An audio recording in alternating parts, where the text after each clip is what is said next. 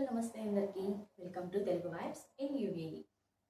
ఈరోజు మనం ఫార్మసీ జాబ్స్ని యూఏఈలో సాధించాలంటే మనకి కావాల్సిన క్వాలిఫికేషన్ ఏంటి, శాలరీస్ ఎలా ఉంటాయి, అండ్ మనం ఎటువంటి సర్టిఫికేషన్స్ అప్లై చేసుకోవాలి, మనం ఫర్దర్గా ఎట్లా ప్రాసెస్ అనేది స్టార్ట్ చేసుకోవాలి.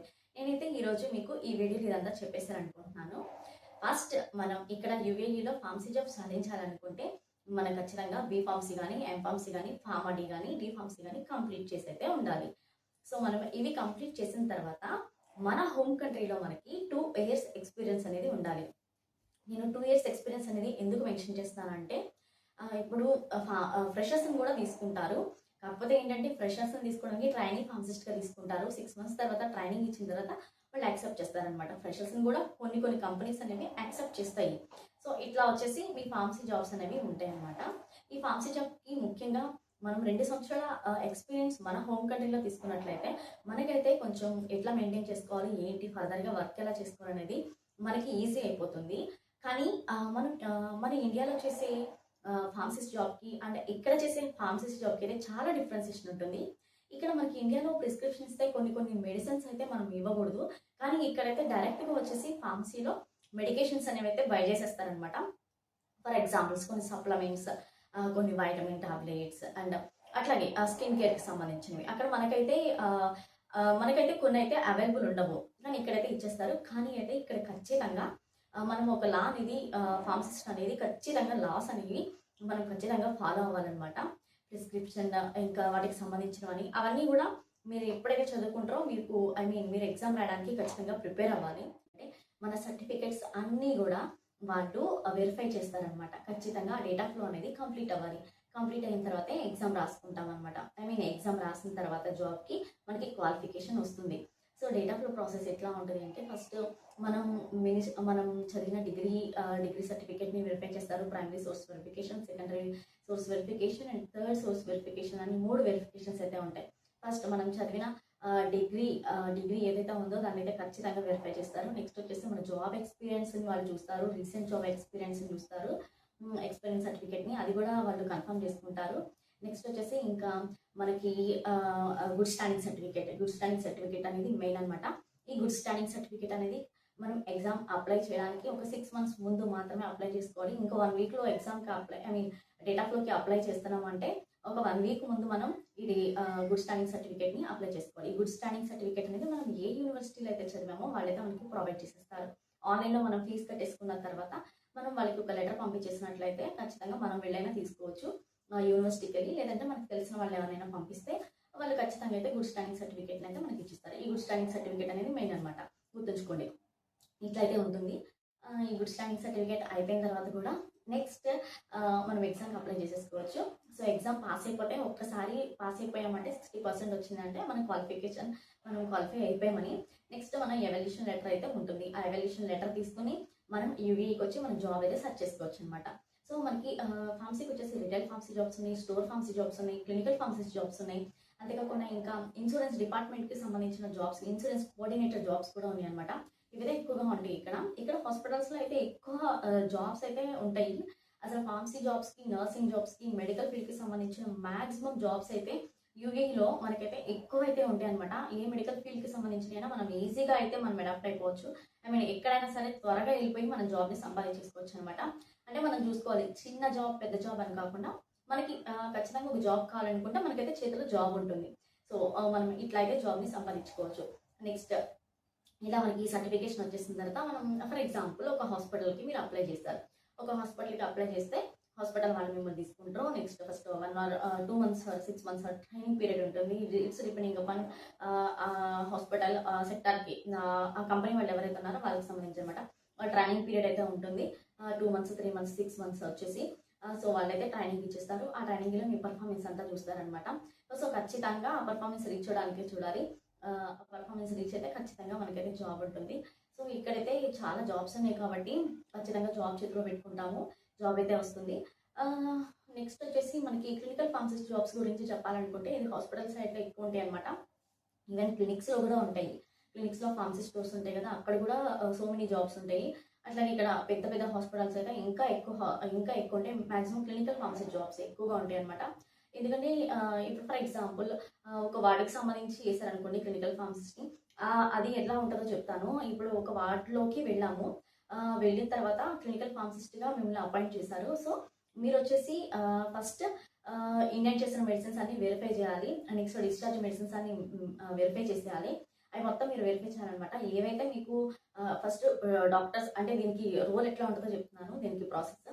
ఫస్ట్ డాక్టర్స్ వచ్చేసి మెడిసిన్‌ని సిస్టమ్‌లో ఇండెంట్ చేస్తారు. ఇండెంట్ చేసిన తర్వాత నర్సెస్ వచ్చేసి దాన్ని వెరిఫై దాన్ని మళ్ళీ ఇండెంట్ చేస్తారనమాట.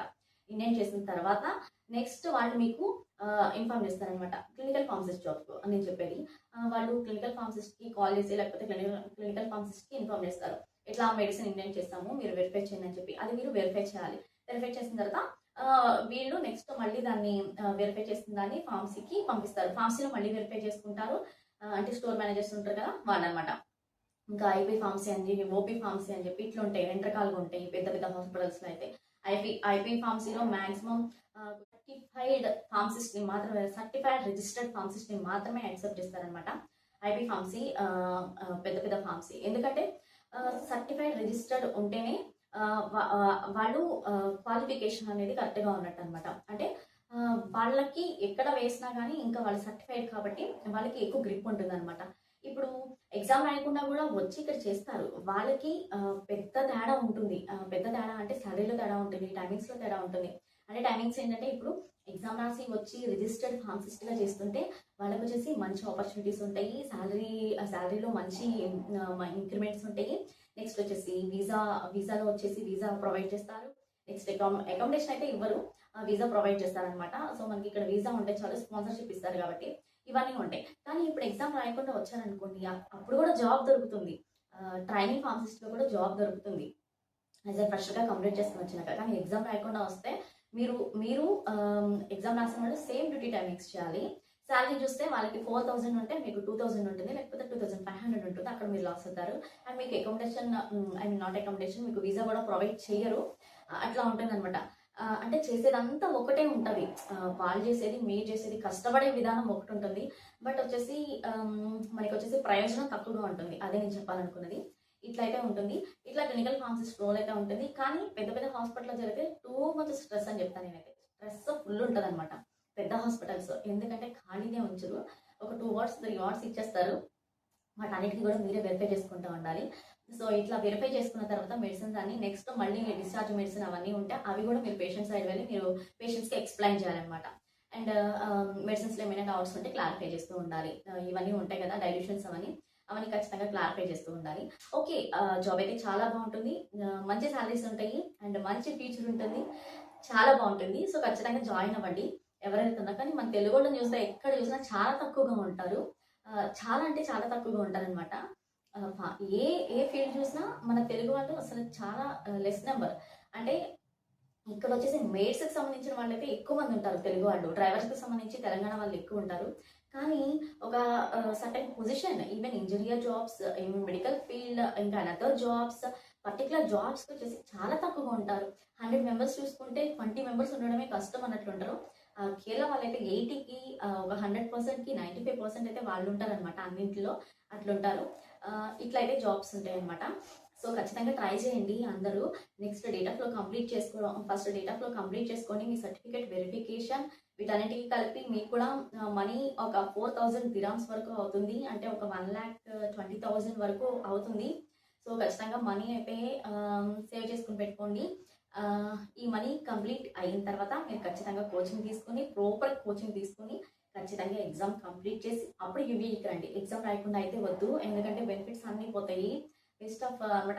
ఈవెన్ ఎక్స్పీరియన్స్ కూడా మనకి కౌంటర్ అనమాట. వితౌట్ లైసెన్స్‌తో చేసినట్లయితే ఒక రిజిస్టర్డ్ ఫార్మసిస్ట్‌కి మనం జాయిన్ అయ్యి ఎగ్జామ్ రాసి వస్తే ఆ క్వాలిఫికేషన్ అనేది మనం నెక్స్ట్ ఏ అబ్రాడ్ కంట్రీస్‌కైనా అప్లై చేసుకోవడానికి మనకి యూస్‌ఫుల్‌గా ఉంటుంది. మనకి ప్లస్‌గా ఉంటుంది. అదే మనం ఇక్కడికి వచ్చేసి ఎగ్జామ్ రాయకుండా వితౌట్ లైసెన్స్‌తో మనం జాబ్ చేస్తే అది మనకి ఎక్స్పీరియన్స్‌గా గెదర్ అవ్వదు. అంటే లైసెన్స్ ఉన్నదానికే వాల్యూ ఉంటుంది కాబట్టి లైసెన్స్ లేకుండా చేసిన దానికి వాల్యూ ఉండదు కాబట్టి సో ఖచ్చితంగా ఎగ్జామ్ రాసి ఫార్మసిస్ట్ జాబ్‌కి ఈజీగానే ఉంటుంది. ఖచ్చితంగా ట్రై చేయండి. 150 క్వెషన్స్ ఇట్లా అయితే సెలెక్ట్ చేసుకోండి. అబుదాబిలో సాలరీస్ ఎక్కువ ఉంటాయి. దుబాయ్‌లో సాలరీస్ దుబాయ్ మోస్ట్‌లీ ఈక్వల్‌గా ఉంటాయి. అండ్ ఈ 5 ఎమిరేట్స్ వచ్చేసి కొంచెం తక్కువగా ఉంటాయి సాలరీస్. సో మీరైతే ఖచ్చితంగా ట్రై చేయండి. DHA, DOH and MOH. So ఈ exams MOH registered pharmacist, DH registered pharmacist and DOH registered ఫార్మసిస్ట్గా మీరైతే జాబ్స్ అయితే కంటిన్యూ చేయొచ్చు. మీరు ఒక్కసారి ఇక్కడికి వచ్చి ఒక ఎక్స్పీరియన్స్ సంపాదించుకుంటే, లైక్ మినిస్ట్రీ ఎంఓహెచ్ ఎగ్జామ్ రాశారు, నెక్స్ట్ మీరు అబుదాబికి మూవ్ అవ్వాలనుకుంటున్నారంటే మీ లైసెన్స్ని మీరు ట్రాన్స్ఫర్ కూడా చేసుకోవచ్చు అనమాట. సో ట్రాన్స్ఫర్ చేస్తారు. సో జాబ్స్ అయితే చాలా ఎక్కువగానే ఉన్నాయి. సో ఖచ్చితంగా మీరైతే వచ్చి ఖచ్చితంగా ట్రై చేయండి అండ్ మంచి శాలరీస్ని, మంచి ఎక్స్పీరియన్స్ని సాధించుకొని యూఏఈ లైఫ్ స్టైల్ చాలా బాగుంటుంది. ఎందుకంటే యూఏఈ లైఫ్ స్టైల్ అనేది ఈవెన్ మనకి శాలరీస్ అనేవి చాలా తక్కువగా ఉంటాయి ఇండియాలో కంపేర్ చేస్తే.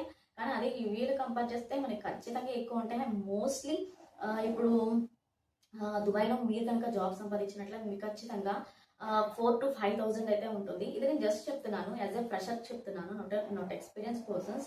4,000 to 5,000, మోస్ట్లీ 5,000 ఇవ్వచ్చు. అది ఇప్పుడు ఎంఓహెచ్ మీరు రాసినట్లయితే ఖచ్చితంగా మీకు 3,500 ఆర్ 4,000 నుంచి స్టార్ట్ అవుతుంది. 4,000 అంటే మనకి నియర్లీ 96,000 రూపీస్ అనమాట ఇండియాకి.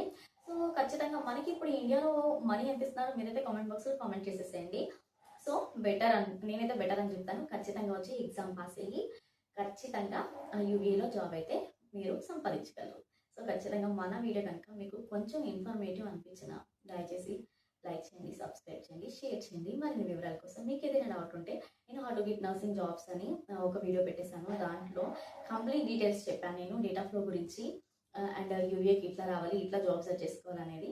సో దాన్ని